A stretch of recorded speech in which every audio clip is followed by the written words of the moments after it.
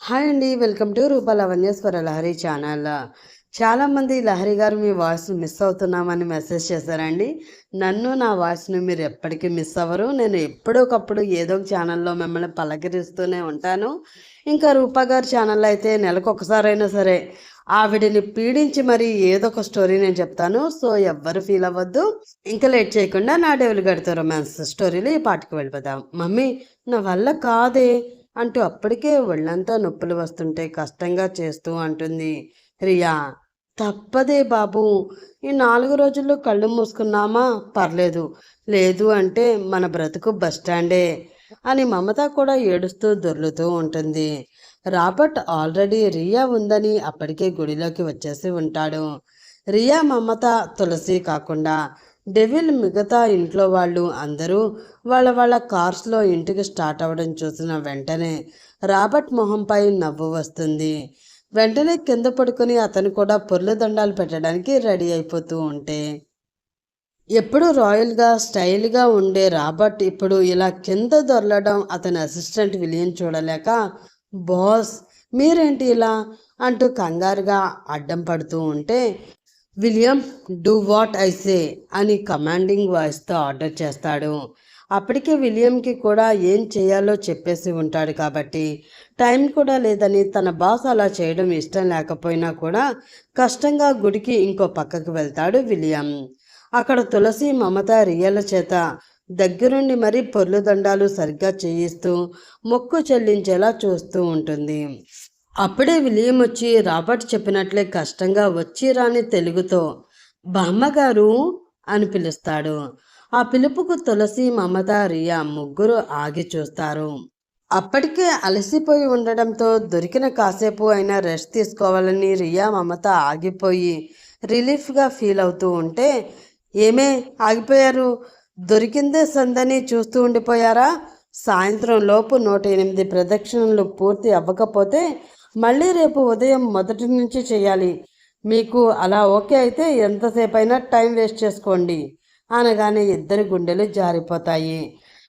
మాటైనా మాట్లాడకుండా ఇద్దరు దొర్లుకుంటూ వెళ్ళిపోతే విలియం మాత్రం ఆల్రెడీ ఊరిలో ఉన్న పెద్ద మనుషుల పేర్లు కనుక్కొని ఉంటాడు కాబట్టి వాళ్ళింటి గురించి ఏవేవో పిచ్చి పిచ్చి ప్రశ్నలు అడుగుతూ ప్రస్తుతానికి తులసిని సక్సెస్ఫుల్గా అక్కడే ఆపేస్తాడు.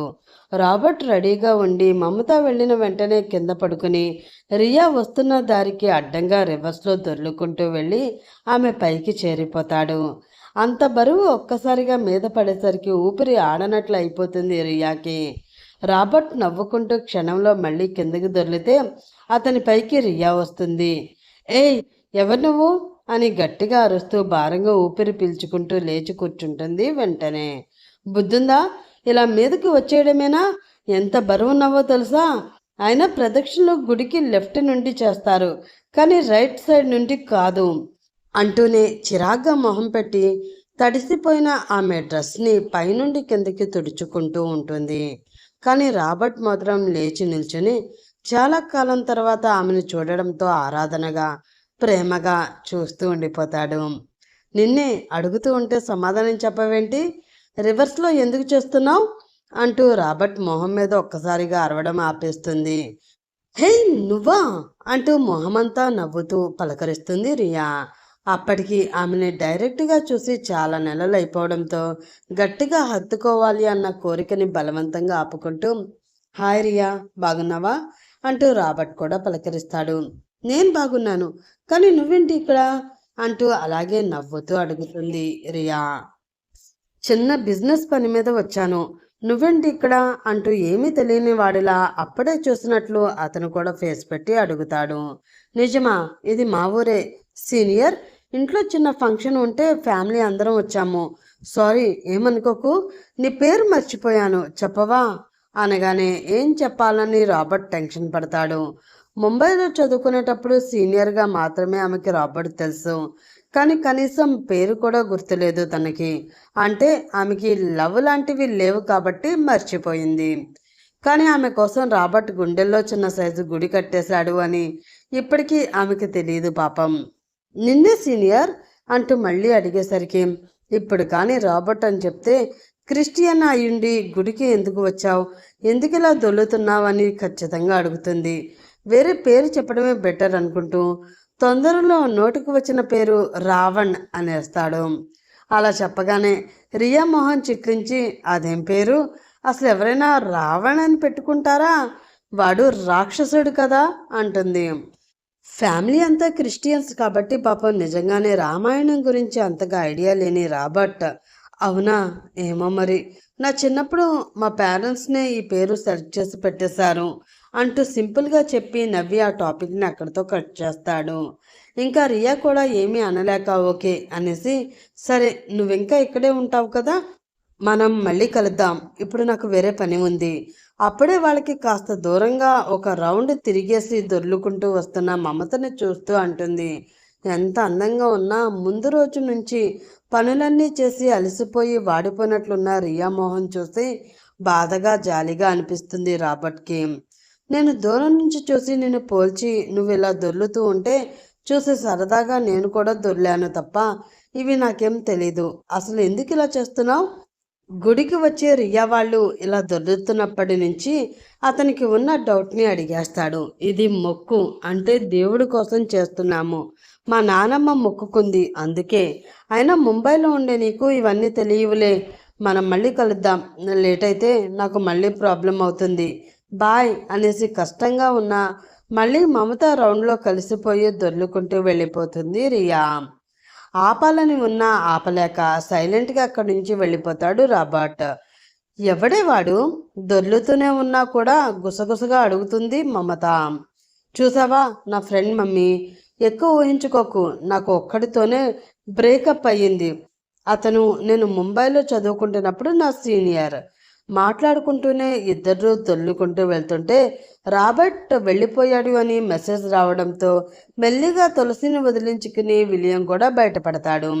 అందుకే తులసి మళ్ళీ వచ్చేసి ముక్కు చెల్లించుకుంటూ మళ్ళీ ఆ గుసగుసలు మాటలేంటి, మనసులో అమ్మవారిని తలుచుకుంటూ చేస్తేనే ఫలితం, లేదంటే చేస్తున్న దానికి పుణ్యం కాదు మహా పాపం తగులుతుంది, నోరు ముసుకుని చెయ్యండి, అలాగే మనసులో అమ్మవారిని మాత్రమే తలుచుకుంటూ తిరగండి అని గట్టిగా అరుస్తుంది. ఇంకా దెబ్బకి ఇద్దరూ సైలెంట్ అయిపోతారు. కారులో మళ్ళీ తను ఉండే ఊరి చివరి గొడవనికి వస్తూ ఉంటాడు. కానీ రాబర్ట్కి రియాని వదిలి రావాలి అని అనిపించదు. అందుకే విలియంని నెక్స్ట్ తన షెడ్యూల్ ఏంటి విలియం అని అడుగుతాడు. అతను డ్రైవ్ చేస్తూనే ఈరోజు ఇంకా మరి బయటికి రారట బాస్, మళ్ళీ రేపటి ప్లాన్స్ ఏంటో ఇంకా తెలియదు అంటూ ఆ ఇంట్లో పనిచేసే పనివాడి దగ్గర నుండి తెలుసుకున్నదే చెప్తాడు. గట్టిగా నిట్టొచ్చి రియా నెంబర్ ఉన్నా కూడా కాల్ మెసేజ్ చేయడానికి కనీసం సిగ్నల్ కూడా లేక విసుగ్గా మొబైల్ చూసుకుంటూ ఉండిపోతాడు. అక్కడ డెవిల్ వాళ్ళు ఇంటికి రాగానే అప్పటికి వాళ్ళంతా ఊరు వచ్చి 3 రోజులు అయ్యింది అని, అలాగే పూజలు వ్రతాలు కూడా కంప్లీట్ అయిపోయేసరికి టిఫిన్ చేసి బయటికి వెళ్దామంటుంది మాయా. అను కార్తిక్ కూడా రెడీ అవుతూ ఉంటే నేను మాయతో సింగిల్గా వెళ్ళాలని అనుకుంటున్నా అని అందరికీ మొహాల మీదనే చెప్పేసి వాళ్ళంతా నవ్వుకుంటూ ఉంటే మాయ చేతిని పట్టుకుని బయటికి వచ్చేస్తాడు. డెవిల్, నీకు అసలు బుద్ధి ఉందా, అలా అందరి ముందు సిగ్గు లేకుండా చెప్పేస్తావా?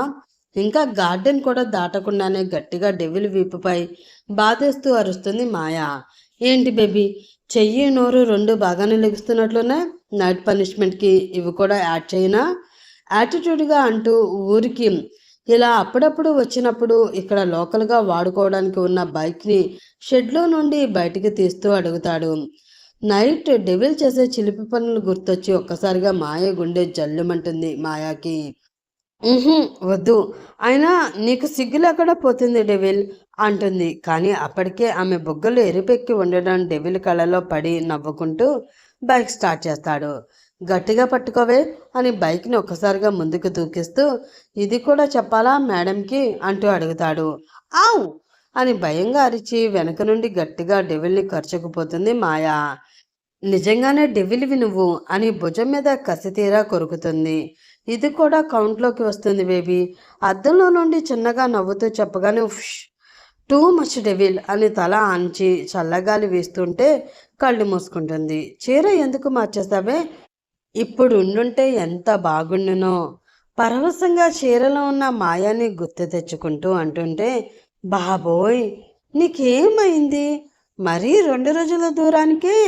ఇలాగే ఇంకో నెల రోజులు దూరంగా ఉండాలి అంటే అప్పుడేం చేస్తావు? అంటూ మిర్రర్లో నుండి చూస్తూ కళ్ళెగరేస్తుంది.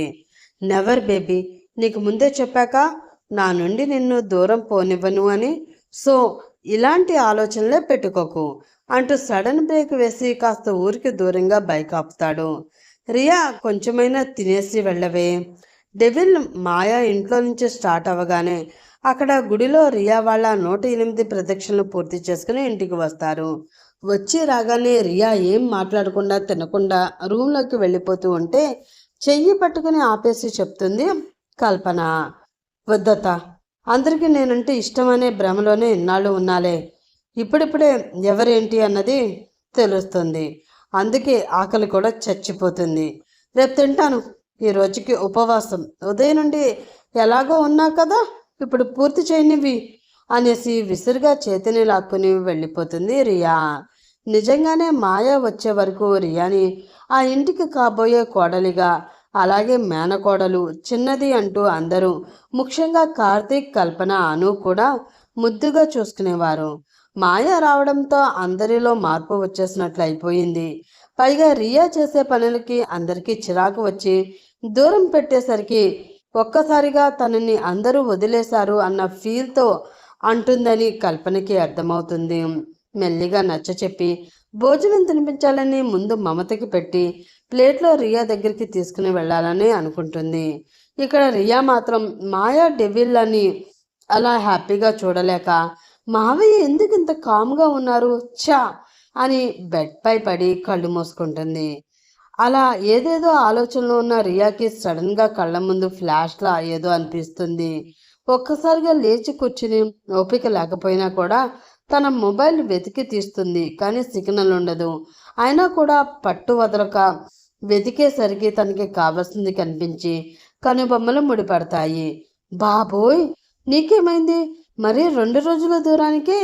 ఇలాగే ఇంకొక నెల రోజులు దూరంగా ఉండాలి అంటే అప్పుడేం చేస్తావు? అంటూ మిర్రర్లో నుండి చూస్తూ కళ్ళెగరేస్తుంది. నెవర్ బేబీ, నీకు ముందే చెప్పాగా నా నుండి నేను దూరం పోనివ్వను అని. సో అలాంటి ఆలోచనలే పెట్టుకోకు అంటూ సడన్ బ్రేక్ వేసి కాస్త ఊరికి దూరంగా బైక్ని ఆపుతాడు. బ్రేక్ వేస్తాడని ఊహించిన మాయాహా అంటూ ముక్కు పచ్చడయ్యేలా గుద్దుకుని కోపంగా చూస్తుంది. మళ్ళీ ఇక్కడేముంది అంటూ మళ్ళీ ముక్కు రుద్దుకుని కిందకి దిగి చుట్టూ చూస్తుంటే అక్కడ ఉన్నవన్నీ మన తోటలే, నీకు చూపిద్దామని అంటూ కనిపిస్తున్న తోటలోకి లాక్కుపోతాడు.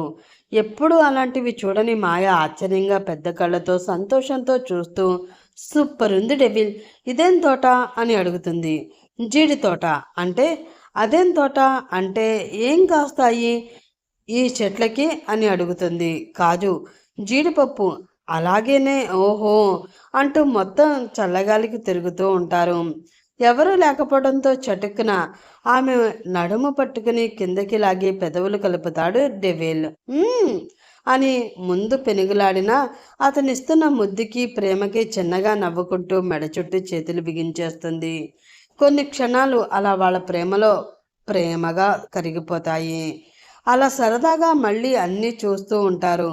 తోట నుండి ఇంకొంచెం పక్కకు వెళ్ళగానే ఆకుపచ్చని పంట పొలాలు, అవి కూడా డెవిల్ వాళ్ళవే, ఎవరికో కౌలుకి ఇచ్చినట్లు చెప్తుంటాడు.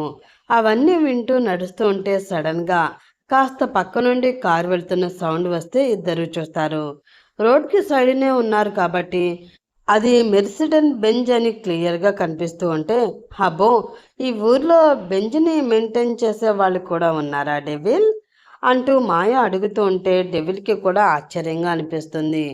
నిజమే బుజ్జమ్మ, ఈ ఊర్లో బెంజ్ ఉన్నవాళ్ళు ఎవరో నాకు కూడా తెలీదు, బాగానే డెవలప్ అవుతుంది అని తన పోలీస్ బ్రెయిన్ ఏంటో కనుక్కో అంటున్నా కూడా హాలిడేకి బుజ్జమ్మతో హ్యాపీగా ఉండక వేస్ట్వి పట్టించుకోకు అని అతని హార్ట్ మెల్ట్ చేసేసరికి ఆలోచనలన్నీ పక్కకు పెట్టేసి మాయతో సరదాగా తిరుగుతూ అన్నీ చూస్తూ ఉంటాడు. రియా భోజనం వద్దని రూమ్కి వచ్చేసాక బెడ్పై పడుకుంటుంది. అలా ఏదేదో ఆలోచనలో ఉన్న రియాకి సడన్గా కళ్ళ ముందు ఫ్లాష్లా ఏదో అనిపిస్తుంది. ఒక్కసారిగా లేచి కూర్చుని ఓపిక లేకపోయినా కూడా తన మొబైల్ వెతికి తీస్తుంది, కానీ సిగ్నల్ ఉండదు. అయినా కూడా పట్టు వదలక వెతికేసరికి తనకి కావలసింది కనిపించి కనుబొమ్మలు ముడిపడతాయి. Mister Robert. కానీ ఇందాక నాతో రావణ్ అంటూ పేరు మార్చి చెప్పాడెందుకు? సీనియర్ అని ఆలోచిస్తూనే కనీసం తన క్లాస్మేట్కి కాల్ చేసి కనుక్కుందామన్న సిగ్నల్ లేక చిరాగా ఫోన్ పక్కన పడేసి రేపు మీట్ అవ్వాలి అని అనుకుంటూ నిద్రలోకి జారుకుంటుంది. రియా, అమ్మ రియా. చేతి మీద తడుతూ ఉంటే కష్టంగా కళ్ళు విప్పి చూస్తుంది. ఎదురుగా కల్పన కనిపిస్తే, ఏంటత, నాకు నిద్ర వస్తుంది అంటుంది మగతగా. కొంచెం తినేసి పడుకోరా, ఉదయం నుండి కడుపులో ఏం లేదు, ప్లీజ్ అంటూ మెల్లిగా తనే కూర్చోబెట్టి బలవంతంగా నోట్లో ముద్దలు పెట్టి తినిపిస్తుంది. నేనంటే ఇష్టం ఉందా అత్త నీకు? తింటూనే భుజంపై వాలి అడుగుతుంది రియా. ఇష్టం లేకుండానే ముద్దు చేశామా ఇన్నాళ్ళు? ఇప్పుడు ఇలా వచ్చి తినిపిస్తున్నానా? మాయ వచ్చాక నీ బిహేవియర్లో చేంజ్ వచ్చిందిరా, అందుకే కోపం చూపించాం తప్ప నీ మీద మా ప్రేమ తగ్గిపోలేదు. అలాగే ప్రేమ ఉన్న వాళ్ళ మీద మాత్రమే చనువుగా చెయ్యైనా చేసుకుని కసురుకోగలం. నేను కొట్టింది, కార్తీక్ కొట్టింది నీ మీద ప్రేమతోనే, అర్థం చేసుకోరా. నాకు మాత్రం నువ్వు అను, ఎలాగో మాయ కూడా అంతే అని ప్రేమగా చెప్పి మూతి కూడా తుడిచి పడుకోబెట్టి బ్లాంకెట్ కప్పి వెళ్ళిపోతుంది. రియా మాత్రం ఆ టైంలో ఆలోచించలేక మళ్ళీ నిద్రపోతుంది. ఈ రియా ఆలోచనలు ఎక్కడి వరకు వెళతాయి? రాబర్ట్తో ఆమె ప్రేమ ప్రణయ కావ్యం ఎలా మొదలవుతుంది? తెలుసుకోవాలంటే నెక్స్ట్ పార్ట్ కోసం వెయిట్ చేస్తూ ఉండండి ఫ్రెండ్స్. అలాగే ఈ పార్ట్ మీకు నచ్చితే ప్లీజ్ లైక్ చేసి షేర్ చేసి సబ్స్క్రైబ్ చేయండి. నెక్స్ట్ ఎపిసోడ్లో అండ్ నా లాస్ట్ ఎపిసోడ్లో మళ్ళీ కలుసుకుందాం. అప్పటి వరకు by by, have a nice day.